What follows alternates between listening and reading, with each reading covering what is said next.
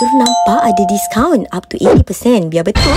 Hai korang, jom teman I beli barang. Kita ke alat dapur semenyih. Kali ni katanya ada last mega sale of the year. Okay, sambil-sambil I cari barang untuk The Rumah Putih ni, mana katanya yang ada diskaun tu kan? Kod-kod ada yang mencari juga kan? Yang ni kipas-kipas siling diorang serendah RM89 je. Yang ni pula KDK 60 inci 152 je korang. Stainless steel waterfall yang cantik ni ada dua warna, gold and black. Harga dia RM289 je. Dapat pula aksesoris macam ni. Nice gila. Yang ni nano millet stainless steel sink, simple and classic, 145 je tau. Rambang mata betul. Cantik-cantik pula tengok depan-depan. Ni pula bathroom cabinet set. Jenis macam ni 6 item dapat RM95 je. 2, 3, 4, 5.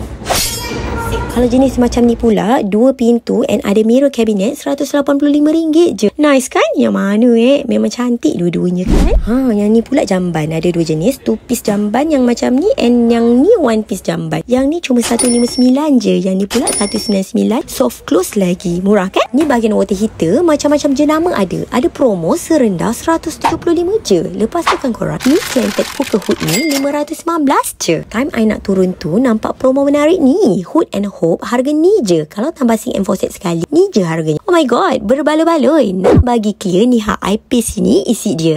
Ni lah promo tu. Lebih daripada 200 jenis produk and banyak pilihan. Semua up to 30%. Yang ni pula brand-brand yang ada special offer, free installation service with minimum purchase 1 Hook and Hope. Antaranya brand Vati, Fujo, Fotal, Livinox, Elba, Rubini and Leban Steel. Selain tu kan ada juga bahagian-bahagian lain. Ada downlight, wall switch, yang ni power track, chandelier and wall lamp pun ada. Nak design macam mana tinggal pilih je. Ni pula free gift diorang bagi. Nampak kan ada macam-macam free gift. Nice gila kan? Tapi itulah promo ni start 11 Disember sampai 21 Disember je tau. And dekat alat dapur semenyih sahaja tau. Okeylah, I sambung cari barang jap. Jangan lupa datang. Boleh jimat banyak. Kalau ada info lain lagi, I share lagi nanti. Bye.